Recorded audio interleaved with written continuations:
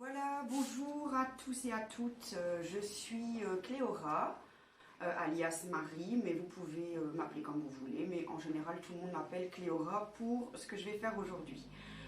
C'est ma première vidéo YouTube, donc pour moi c'est vraiment une grande première. Je suis en même temps en direct sur Facebook pour mon compte Cléora Accompam. Voilà, donc Cléora c'est l'anagramme d'oracle et Accompam c'est pour moi l'accompagnement de l'âme tout simplement. Il fallait bien se nommer. Voilà, donc j'avais envie de me nommer ainsi. Voilà, c'est ma première vidéo et je suis vraiment contente de partager tout ça avec vous. J'espère que ça vous plaira. Je vais essayer d'organiser des vidéos de 10 minutes, pas plus, parce que après on perd un petit peu de sa concentration. Mon but sur ma chaîne YouTube, ce sera d'expliquer un petit peu à tout le monde. Je m'adresse surtout aux néophytes, aux gens qui n'ont jamais entendu parler. Tous ces termes et toutes ces nouvelles tendances et nouveautés que tout le monde entend, éveil spirituel, canalisation, les guides. Voilà, maintenant de plus en plus de gens commencent à s'éveiller. Il y a quelques personnes qui, comme moi, s'y intéressent depuis de nombreuses années et qui ont acquis beaucoup de connaissances au cours de ces 15 dernières années. Et d'autres qui découvrent ça seulement aujourd'hui. Et je tiens vraiment à expliquer clairement à toutes les personnes en quoi ça retourne et d'expliquer ça avec des termes assez simples, de vulgariser finalement tous ces termes qu'on entend en ce moment. Car il y en a beaucoup qui se lancent et ça c'est mon avis personnel. Beaucoup font quelques formations, 1 heure par-ci, 3 heures par-là, et après se permettent de donner tout de suite des cours alors qu'ils n'ont pas vraiment notion de l'énergie, n'ont jamais travaillé là-dedans, n'ont jamais eu de vraie canalisation, de vrais ressentis, de vraies expériences même paranormales, on va dire. Et après, le problème, c'est que ces personnes-là peuvent des fois faire plus de tort que de bien sans le vouloir. C'est toujours dans un but positif, mais des fois, ça peut se retourner contre le patient ou même contre la personne qui veut pratiquer. Et donc, il faut y aller doucement. Voilà. Donc, il y a certaines personnes qui se réveillent très très rapidement et ils acquièrent directement toutes les connaissances. D'ailleurs, ça leur fait tout drôle. Et d'autres qui prennent le temps. Moi, je suis plutôt un escargot. Je prends vraiment le temps de m'intéresser, de lire énormément, de regarder énormément de vidéos. Mais après, ça peut être un petit peu difficile pour certaines personnes de regarder toutes ces vidéos et de lire. D'autres n'aiment pas lire ou de regarder des vidéos. Ça prend énormément de temps. J'ai eu la chance ces 4 dernières années d'avoir beaucoup plus de temps dans ma vie pour justement m'intéresser plus à ces sujets qui me passionnent. Et j'ai décidé de décortiquer ça pour vous. Ça me prend un temps fou, donc voilà. J'avais promis une vidéo sur les guides, mais ça faisait un moment que je voulais le faire, mais il faut le temps. Je remercie la personne qui avait participé au sondage qui est sur mon compte Facebook, Sophie Zawada, qui fait aussi du laoshi. Laoshi sur Facebook, je pense que c'est du côté de Carcassonne, et c'est elle qui m'a donné mon premier sujet, les guides. Voilà, donc encore 2-3 petits mots sur moi. Je suis intéressée, donc je pratique principalement la cartomancie et les soins énergétiques. Voilà, je débute aussi dans vraiment le côté professionnel qui va s'amplifier dans les futures années ici, parce que je compte en faire vraiment une activité à part entière. À la base, je suis dans la coiffure. Voilà, donc mon parcours a été principalement auprès des personnes, les coiffer, les écouter. C'est aussi un métier qui demande beaucoup d'empathie, beaucoup de psychologie, et pour moi c'est tout naturel de m'être tournée vers ces métiers un petit peu plus d'aide énergétique, de soins énergétiques, cartomancie, donc d'aide à la personne, mais plutôt dans le côté monde invisible, parallèle, méthode alternative et énergétique. Je me suis formée un petit peu comme tout le monde, c'est-à-dire que le Reiki, je l'ai commencé en 2015 avec une amie coiffeuse aussi. D'ailleurs, je te fais un petit coucou Marjorie, voilà, petite dédicace à Marjorie Mazur. Elle et moi, on s'est formés au Reiki avant que tout le monde en parle, c'était pas connu du tout. On a fait les 2 premiers niveaux, on n'a pas spécialement pratiqué, mais voilà, donc moi j'ai laissé ça un petit peu de côté. Je comprenais pas trop non plus ce que ça voulait dire et on n'entendait pas encore trop parler de tout ça à l'époque. Donc ça a été mis un petit peu de côté, j'ai continué à coiffer, mais voilà. Bon, il n'y avait pas eu trop de demandes et tout ça, je ne m'y suis pas plus intéressée. À côté de ça, il faut savoir que je suis une grande lectrice, donc je dévore tous les livres qui concernent de près ou de loin le développement personnel, la spiritualité, les soins énergétiques, et voilà. Donc ça, c'est ma grande passion aussi, et j'ai appris énormément dans les livres aussi. Donc le Reiki, j'ai laissé ça de côté depuis 2015. Ensuite, j'ai fait quelques stages avec, je ne sais plus comment elle s'appelle d'ailleurs, il y a son nom sur mes diplômes. Je regarde parce que mes diplômes sont accrochés là. Anne-France Surkane, alias Nanou. J'ai fait quelques stages médiumnité, donc c'est la première personne qui m'a parlé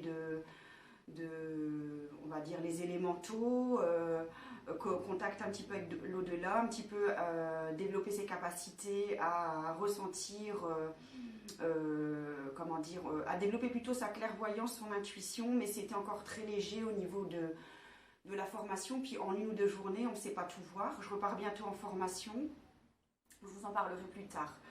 Entre deux, mon petit parcours, c'est que voilà, j'ai rencontré quelqu'un chez qui maintenant je vis, je me suis remis en ménage et cette personne vit dans une maison, pour ceux qui me connaissent, et je ne m'en cache pas, cette maison, il se passe beaucoup de phénomènes. Il s'en est passé énormément au début et j'ai dû vivre avec ça, et là vraiment, même avant même de rencontrer cette personne, il m'était arrivé des phénomènes paranormaux, et là vraiment ça m'a interrogée. Et j'ai voulu en savoir plus. Il a fallu aussi que j'apprenne à pas avoir peur de ces phénomènes, et j'ai voulu en savoir plus. Donc j'ai vécu ça pendant 2-3 ans. Ici, encore maintenant, ça arrive. J'ai fait un nettoyage énergétique et puis ça revient régulièrement parce qu'entre deux, j'ai été voir plusieurs médiums qui, certains m'ont dit que de toute façon, j'avais la capacité d'être médium. Je suis passeuse d'âme aussi. Et j'ai dû apprendre tout ça. J'ai dû apprendre à vivre avec ces phénomènes qui viennent sur moi et qui me bouffent un peu l'énergie. Voilà. Mais tout ça, je vais en reparler dans d'autres vidéos. Je ferai des vidéos sur mon parcours, plus en détail, sur ce que j'ai vécu au niveau phénomènes paranormaux, comment je le vis au quotidien, comment je me protège de tout ça, et comment ça a pu m'affecter, et comment maintenant j'ai réussi à en faire ma force. Et grâce à ça, je me suis interrogée encore plus, j'ai replongé dans d'autres bouquins, pour savoir un petit peu comment ne pas me laisser bouffer par ces entités, ces énergies. Et je compte développer aussi cette part d'activité plus tard pour d'autres personnes qui peuvent être atteintes et qui peuvent vivre ça. Je repars aussi dans les soins énergétiques. J'ai fait une petite formation Laoshi avec le cercle parenthèse et avec... j'ai un petit trou de mémoire avec Déraciner des ailes. Laura, je pense que c'était Laura, Déraciner des ailes. Donc là j'ai rencontré des super filles, je leur fais d'ailleurs tous un petit coucou, et j'ai découvert le Laoshi qui m'a vraiment... au début, voilà, je voulais pas trop y aller parce que c'était trop la tendance, j'entendais parler que de ça, et finalement cette énergie-là me correspond parfaitement aussi. Bien qu'actuellement, je repars sur le Reiki aussi pour certains soins. Mais tout ça, je vous expliquerai plus tard. Là, j'ai pris un petit peu trop de temps pour me présenter, donc je termine et après j'attaque la vidéo sur les guides. Voilà, donc pour la cartomancie, pour ceux qui ne me connaissent pas, j'apprends tout seul, et on m'a dit aussi que j'étais faite pour travailler pour les cartes. Donc pareil, j'ai des très bons résultats aussi sur les personnes qui sont venues me voir. Et je compte développer ça aussi en parallèle, ça fera partie de moi car j'adore la cartomancie. Donc je travaille principalement avec Val-Berbéline, Tarot de Marseille, différents oracles. Et j'attaque ici le petit, le grand, le normand. Voilà, passeuse d'âme, je l'ai dit. Donc je ressens les énergies et je les aide à passer de l'autre côté, les énergies bloquées. Voilà. Je vais développer mes soins énergétiques, principalement sur le nettoyage complet de tous les corps. Il faut savoir aussi qu'on a différents corps. Je ferai d'autres vidéos qui expliquent aussi pourquoi. On a des corps physiques, énergétiques, éthériques, subtils. Enfin, je ne les ai pas dit dans l'ordre. Mais tout ça, quand je vais travailler mes soins énergétiques, ça permet juste de dégager les énergies, les petites grosses entités, et ça libère la personne. Voilà, comme je l'ai dit, je m'arrête là parce que je vais déborder. Je voulais faire 10 minutes, mais je pense que ça prendra beaucoup plus de temps. Je reviendrai là-dessus plus tard. Donc, On va arriver sur le thème des guides. Donc pour me connecter aux guides, donc pour les soins énergétiques, je dois me connecter tous les jours, tous les matins. Je dois faire des demandes, des prières, si pas des petits nettoyages, avant de travailler soit mes cartes, soit les soins. Ici, comme vous pouvez le voir, je suis plâtrée, donc les soins pour l'instant sont un peu mis de côté, parce qu'à une main, c'est pas évident. Donc pour pouvoir travailler vraiment avec toute sécurité dans mes soins, je dois me connecter là-haut. Et là-haut, c'est les guides, pas les entités, les guides, les anges, les archanges, les énergies, les forces de lumière supérieures. Donc je leur demande aide, protection et guidance. Je me connecte tous les jours à eux. Avant, je ne savais pas trop qu'on appelait ça un guide, mais en fait, finalement, vous allez comprendre pourquoi.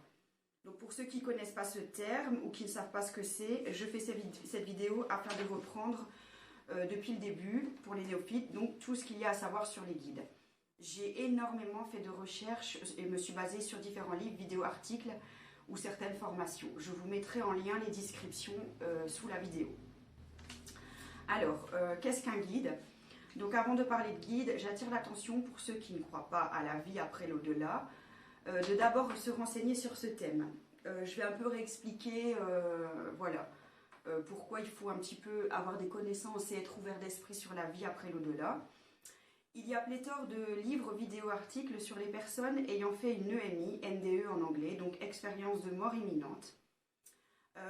Les liens, je vous les mettrai aussi en description pour les livres à lire si vous ne connaissez pas du tout ce thème, car il faut vraiment reprendre depuis le début. Donc je vous invite à relire le célèbre Raymond Moody ou Jean-Jacques Charbonnier. Alors, le guide est en tout premier lieu quelqu'un, un être qui accompagne l'être humain au moment de sa mort. Mais pour beaucoup de personnes ayant vécu une expérience de mort imminente EMI, beaucoup de ces personnes-là, dans leur témoignage, parlent aussi qu'ils ont vu un être de lumière qui leur a parlé. Et c'est ça le guide finalement. Voilà. L'expérienceur, donc l'expérienceur, c'est la personne qui vit une expérience de mort imminente, donc qui sort de son corps mais qui n'est pas mort, qui réintègre son corps après, vit à peu près dans cet ordre son expérience. Je l'ai mis mais pas forcément dans l'ordre. La décorporation, la vision complète de son existence, le tunnel, rencontre avec une entité spirituelle, la lumière et le sentiment d'amour infini et de paix. Voilà, donc ça c'est principalement l'ordre dans lequel, les expériences qu'il va vivre quand il va avoir cet arrêt cardiaque et qui va, ou autre chose, et qui va sortir de son corps. C'est cette rencontre avec l'entité spirituelle qui permet à l'expérienceur de voir pour la première fois son guide s'il n'a jamais eu l'occasion de le voir ou de l'entendre sur Terre pendant sa vie terrestre.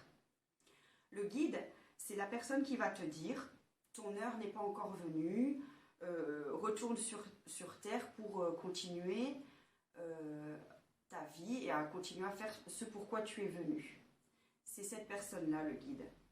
Donc c'est lui. Qu'est-ce qu'on donne comme définition en général pour un guide ? Même sur Terre, un guide, même un guide de haute montagne ou un guide touristique, c'est quoi ? Donc c'est la personne qui va guider la personne qui va guider un groupe de personnes ou la personne pour leur montrer quelque chose, pour leur montrer leur chemin, comme un guide de montagne. Sa fonction première est donc de montrer le chemin, mais il peut aussi donner des explications et des conseils. Désolée, je fais une petite pause. Alors, qu'en est-il vraiment du guide spirituel ? Aujourd'hui, on entend de plus en plus parler de guide spirituel. Il y a beaucoup de gens qui vont dire « mon guide m'a dit ceci, mon guide m'a dit cela », donc ils ne savent plus faire 3 phrases sans dire « mon guide ». Ça, c'est plutôt, j'appelle plutôt ça la grande mode de c'est comme pour les vies antérieures et le karma, c'est la grande mode de se déculpabiliser, de se décharger, de se déresponsabiliser de tout, mais ça, ce sera peut-être le sujet d'une autre vidéo. C'est tellement pratique des fois de dire ceci. Donc ils disent beaucoup ça à tort et à travers. J'ai canalisé ceci, mon guide m'a dit. Il faut savoir que canaliser, très peu de personnes sur Terre sont encore vraiment capables de canaliser. Mais ça, c'est encore le sujet d'une autre vidéo. Mais c'est quoi un guide? Il y a plusieurs questions. C'est quoi un guide? Avons-nous un ou plusieurs guides? Où se trouvent-ils et que font-ils? On va reprendre tout depuis le début. Car un guide spirituel, on peut le décrire comme la petite voix qui nous parle, comme notre intuition. Le guide est comme une énergie, c'est une boule d'énergie, l'énergie. C'est quelqu'un qui ne s'est jamais incarné. En fait, oui et non. Dans certaines formations, vous allez peut-être entendre certains formateurs qui vont dire les guides se sont jamais incarnés. D'autres vont dire oui et non. Il y a plusieurs écoles, il y a plusieurs ressentis. Enfin, plusieurs, explications et plusieurs opinions. Alors, je vais vous expliquer ici différemment. Donc, ce n'est pas forcément un de nos défunts. Il faut bien faire la différence entre les deux. Le vrai guide spirituel, ce n'est pas du tout un défunt. Ce sont des personnes, j'aime pas dire personne, mais je vais devoir utiliser ce mot. Ils ont été incarnés sur Terre. Certains, oui, il y a très longtemps, et d'autres n'ont jamais été incarnés. Donc, à notre mort, on ne peut pas devenir guide. Si vous mourrez, vous ne devenez pas forcément un guide spirituel. Par contre, vous pouvez devenir un protecteur. C'est encore autre chose et ça fera le sujet d'une autre vidéo. Voilà. On peut donc juste être protecteur. Enfin, ça, c'est des protecteurs. Mais on reviendra là-dessus plus tard. Protecteurs ou d'autres appellent ça des guides secondaires. Donc, quelqu'un de la famille ne peut pas être un guide, c'est impossible. Pourquoi, vous allez me dire? Car un être humain qui vient de quitter la Terre n'est pas dans la pureté d'un guide. Car pour être un guide, il faut vraiment être neutre et détaché. Voilà. Désolée avec le cadre, c'est pas évident. Je fais des petites pauses entre deux. Donc c'est une personne désincarnée. Et ça peut être une personne qui a été incarnée, mais il y a longtemps. Je vais souvent me répéter, je suis désolée. Le but, en fait, c'est de toujours... pour ces guides, ils ne peuvent pas avoir forcément été des êtres vraiment comme nous, car nous, on n'a pas la pureté originelle, en fait. On n'a pas la puissance originelle et vibratoire d'un guide. Il vibre beaucoup plus haut que nous, et l'être humain, quand il meurt, n'a pas forcément le même taux vibratoire qu'un guide. C'est pour ça qu'on ne peut pas être un guide. Alors, qui est ce guide et comment se nomme-t-il? On a tous un guide attitré. Chaque guide a sa propre signature vibratoire. Il n'a pas besoin de nom ou de prénom. C'est uniquement sur Terre que les humains utilisent ces codes. Parce que l'être humain, il a besoin de se différencier des autres. Et sur Terre, on a besoin de mettre des étiquettes et des codes. Donc nous, quand on a un guide, ou si vous avez votre guide, vous allez peut-être pouvoir le nommer. Vous pouvez l'appeler mon guide, mon ange. Bien que guide et ange, c'est encore deux choses différentes. Encore le sujet peut-être d'une autre vidéo. Vous l'appelez comme vous voulez. Vous pouvez lui demander son nom. Mais soit vous l'entendez, il va vous répondre. Soit vous ne l'entendez pas, c'est pas grave. C'est pas grave, il va peut-être vous le dire plus tard ou pas, ou vous le nommez comme vous voulez, ou vous le nommez pas tout simplement. Lui, il s'en fout complètement. Donc, si jamais il donne un nom, c'est qu'on lui aura demandé. Cela nous rassure car l'être humain a besoin de mettre une étiquette sur tout, je l'ai dit tout à l'heure. On peut l'appeler comme on veut, ça ne changera rien. Lui, c'est que de l'énergie finalement, de l'échange, de la pensée et de l'énergie. Alors, on ne choisit pas son guide. On va dire ça comme ça, il y a plutôt des réunions de guides là-haut et ça se décide entre eux par rapport à l'âme et par rapport à ce que l'âme doit vivre, à son parcours, ce qu'elle a choisi dans son incarnation. Un guide lui sera attribué pour l'accompagner durant tout son parcours. Donc il faut savoir que la personne qui vous dit que son guide spirituel c'est Pépé machin, Tati, truc muche et Mémé Jacqueline, c'est pas vrai, c'est pas son guide. Ça va être un protecteur, mais pas son guide. Donc, c'est parce que beaucoup de gens ne font pas la différence entre les deux. Voilà. Donc, je passe à la page suivante. J'espère que jusqu'à présent, je ne vais pas trop vite. Alors, comment est-il devenu guide et comment est-il formé? Nous avons donc dit que les guides, c'est comme de l'énergie. Ces énergies vont être formées par d'autres énergies qui sont beaucoup plus élevées, beaucoup plus hautes en vibration et qui ont plus d'expérience là-haut. Tout se passe là-haut. Il existe d'autres guides de très haute évolution. Ceux qui se trouvent dans les plus hautes évolutions et qui vont former les autres êtres, ce sont eux qui vont s'occuper. On peut dire même des âmes ou des énergies qui acceptent de devenir des guides. Voilà. Il y a des guides qui sont formés là-haut par d'autres entités, enfin, je ne vais pas dire entités, énergies, qui sont beaucoup plus hautes, et ces énergies-là ont décidé de former d'autres énergies afin que ces énergies soient des guides pour nous. Tout ça, ça se décide là-haut, c'est comme une école, hein, finalement. C'est une évolution permanente, en continu, même les guides continuent de se former, d'évoluer, comme dans une école. Certains se sont incarnés, il y a peut-être très très longtemps. Les êtres qui ont déjà pu s'incarner il y a longtemps, ils sont passés par toutes les planètes. Il a pu passer par la Terre, mais la Terre est l'une des formations les plus basiques, on va dire, et l'une de ses dernières formations. Enfin, il va peut-être passer en dernier, dans le sens que la Terre vraiment, en premier, excusez-moi, parce que s'il veut aller dans l'évolution, la Terre, de toute façon, il faut savoir que la Terre, elle a le taux vibratoire le plus bas de tout le système solaire et non solaire. On est vraiment là pour faire des expériences et on a vraiment des énergies vibratoires très basses par rapport à d'autres systèmes. Là, c'est encore un sujet peut-être d'une autre vidéo, ou d'autres systèmes, d'autres mondes où ils sont beaucoup plus évolués et le taux vibratoire vibre beaucoup plus haut.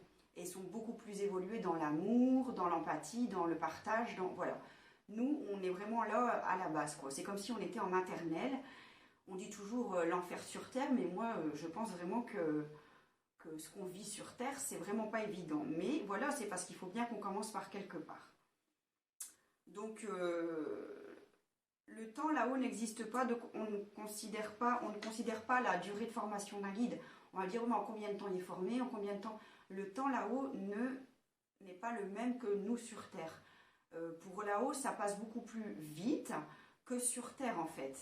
Donc, pour eux, une seconde, nous, c'est 10 ans. Enfin, j'invente, hein, mais voilà. Ça, donc, il n'y a pas forcément de notion de durée de formation si vous vous posez la question. Les guides évoluent toujours. Ils sont dans une éternité d'âme. Ils partagent avec d'autres êtres qui ont accompli d'autres parcours sur d'autres planètes. Ils évoluent de différentes façons et dans de très hautes dimensions. Donc ils vont pouvoir partager leur expérience là-haut, mais ce n'est pas du tout les mêmes énergies que chez nous. Donc voilà, c'est peut-être comme une école, mais beaucoup plus évoluée. Voilà. Quel est le rôle du guide? Quel est son rôle finalement? Il est là pour aiguiller, conseiller, mais il ne doit jamais influencer son protégé. Il doit rester neutre. Il a appris l'art du détachement et du non-jugement au cours de ses passages sur différentes sphères. Il doit proposer des conseils et nous on choisit ce qu'on veut, on choisit de l'écouter ou pas, car on a le libre arbitre. Vous avez tous entendu parler de la notion de libre arbitre et de destinée. Je vous réexpliquerai encore une fois dans une autre vidéo, car il y en a encore qui ne comprennent pas le fait qu'on puisse avoir une destinée, un destin, un chemin tout tracé et le libre arbitre. On a le choix. Même si le guide sait ce qui est bon ou mieux pour nous, si on ne lui demande pas, il n'a pas le droit de se manifester ou d'intervenir. Et même si on lui demande et qu'on entend la réponse, le conseil du guide, donc on a de toute façon toujours le choix, le droit de l'écouter ou pas, de faire ce qu'il dit ou pas.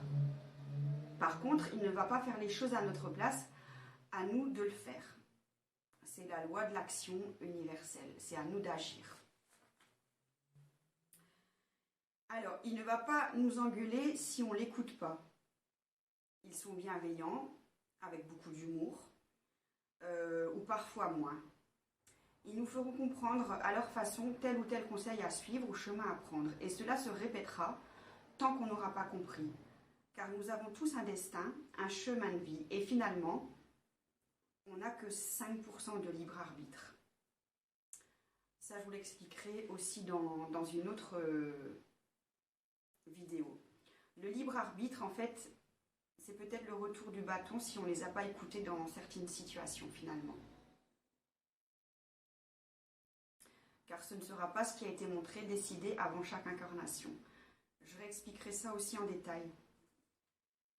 Alors, le guide ne peut pas intervenir non plus si l'âme ne veut pas passer dans la lumière, si l'âme préfère rester attachée au plan terrestre, ou si elle est coincée dans l'intermonde, car pas assez évoluée, et il y a d'autres raisons pour demander à aller dans la lumière.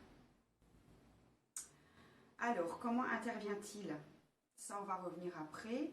Le guide peut avoir un ou plusieurs protégés, il peut en avoir un ou plusieurs, car le temps, l'espace ne fonctionne pas comme sur Terre. Donc, il y aura un ou plusieurs protégés, mais pas au même niveau. Chaque protégé a un niveau d'ouverture de conscience différente. Il faut savoir qu'on a 5 ouvertures de conscience sur Terre. Donc, il y a 5 niveaux d'évolution. Christine André, à qui j'ai vraiment pris certaines notions quand même pas mal pour expliquer les guides, parce que finalement c'est celle qui en parle le mieux, explique ça très bien dans une vidéo. Je vous mettrai le lien en description aussi, car les 5 ouvertures de conscience, c'est important de comprendre aussi ce principe. Voilà. Comment intervient-il? Il va montrer à son protégé ce qui est juste pour lui grâce aux synchronicités. En fonction de notre demande, il va répondre par différents moyens, car il n'a pas de corde vocale. Il ne va pas forcément nous parler comme moi je vous parle. Il va interagir différemment.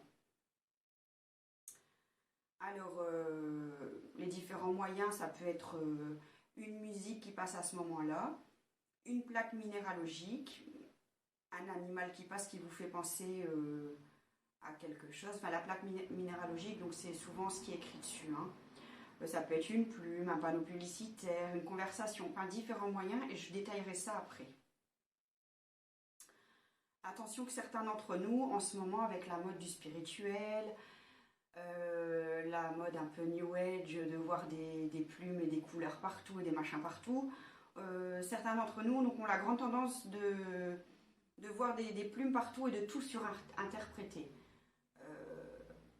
C'est pas parce que vous voyez une plume tous les 2 minutes que c'est le guide qui vous parle ou les anges. Ce qu'on publie, les plumes de chaque couleur, ça veut dire ci, ça veut dire ça. Il faut faire attention aussi de ne pas surinterpréter chaque chose que vous voyez. Souvent, ça permet à la personne de se sentir un peu exceptionnelle. Mon guide m'a parlé, mon guide m'a parlé. Faites bien la différence entre le mental et l'intuition, car c'est plutôt vos attentes de vouloir vous sentir un petit peu moins seul et plus exceptionnel qui va vous faire surinterpréter chaque chose que vous voyez. Des fois, c'est juste la plume d'un oiseau. C'est l'oiseau qui a perdu sa plume, puis c'est tout. Il faut arrêter avec ça. Les gens, en ce moment, ils ne parlent que de ça. Il n'y a que des publications là-dessus. Faites bien attention. Sinon, vous allez vraiment vous déconnecter de la réalité terrestre et vous allez devenir perché. Enfin, j'en reparlerai après. Donc, bien faire la différence entre son guide et son mental. Voilà. Si on est dans l'attente de quelque chose, donc on est dans le mental et rien n'arrivera. C'est là qu'on va surinterpréter la moindre chose. Pareil avec les heures miroirs, il faut arrêter. J'ai vu 11h11, 12h12, 22h22, etc. Ça veut dire ci, ça veut dire ça. Et vite, vite, vite, on va aller chercher dans les livres et sur Internet ce que ça veut dire. Tout simplement, oui, vous tombez des fois sur ces heures-là parce que vous allez tomber autant de fois sur 11h14 que sur 11h11. Après, c'est vrai que si ça n'arrête pas et que c'est tout le temps, là, peut-être allez vous poser la question. Voilà. Donc, chaque heure miroir ou plume ne signifie pas quelque chose. Si on n'attend rien, mais qu'on accueille tout simplement ce qui vient, on recevra, grâce à la pensée subtile, le message des guides. C'est aussi plus de l'ordre du ressenti intérieur, dans les tripes ou le cœur, plutôt que dans la tête. Comme pour l'intuition, donc la conscience, la petite voix qui nous parle. Il ne faut pas avoir d'attente particulière et attendre le moindre signe. C'est justement là qu'il ne se passera rien. Mais au contraire, les signes arrivent souvent au moment où on s'y attend le moins. On est moins dans le mental et on est finalement plus dans le lâcher-prise. C'est quand on sera vraiment moins stressé dans le lâcher-prise que ça arrivera. Souvent dans les lieux de détente où on se détend.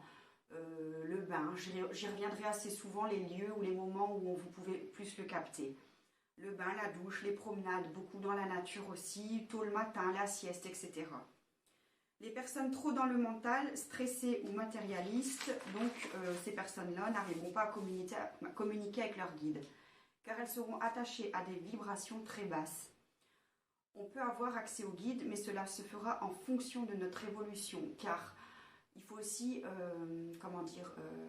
bien comprendre que tout chemin de vie, toutes les personnes ne pourront pas forcément s'éveiller dans cette vie-ci, ou du moins pas tous à la même vitesse ni au même niveau, car ça fait partie de leur chemin.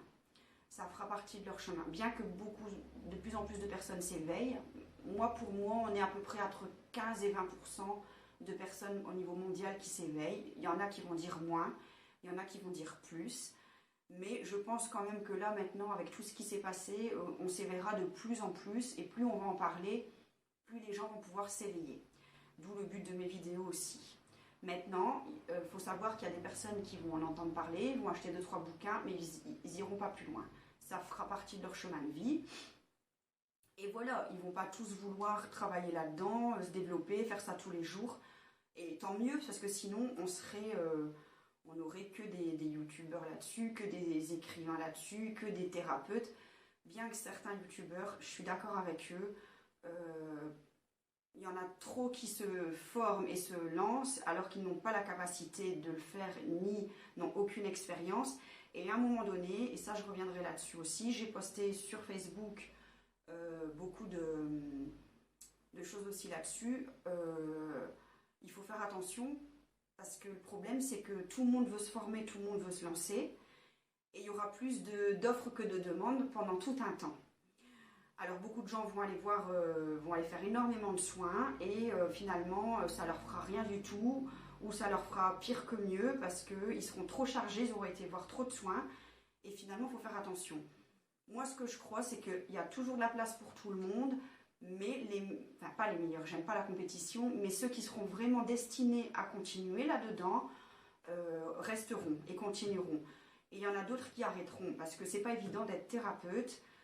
Travailler dans les soins énergétiques et d'écouter les personnes et les problèmes des personnes. On prend l'énergie de la personne, on prend tout sur nous. Il faut avoir des méthodes pour se nettoyer, se protéger. Et un vrai thérapeute qui donne un vrai suivi, c'est plus H24, 24 heures sur 24, 7 jours sur 7. Enfin, 24 heures sur 24, il faut aussi dormir. Mais c'est vraiment plutôt un sacerdoce et une mission de vie que d'en faire un petit peu son métier bêtement. Même moi, je ne suis pas non plus en droit de dire...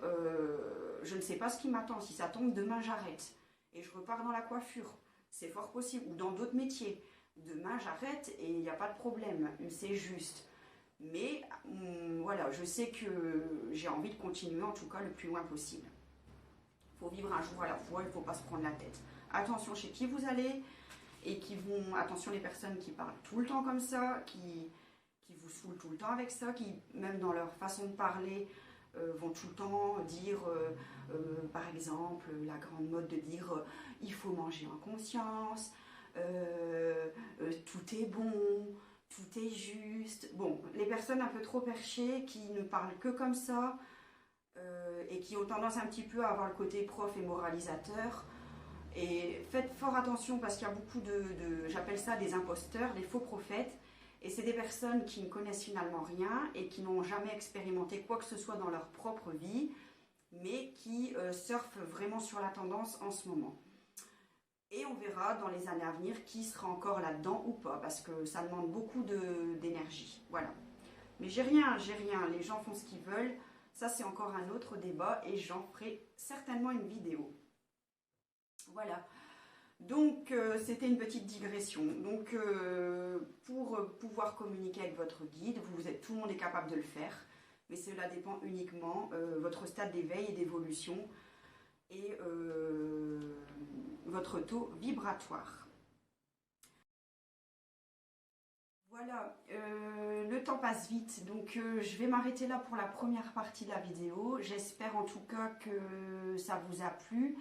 Et n'hésitez pas à aller voir d'autres vidéos qui suivront parce que je vais donner la deuxième partie d'explication pour le sujet les guides. Merci de m'avoir écouté et à très vite.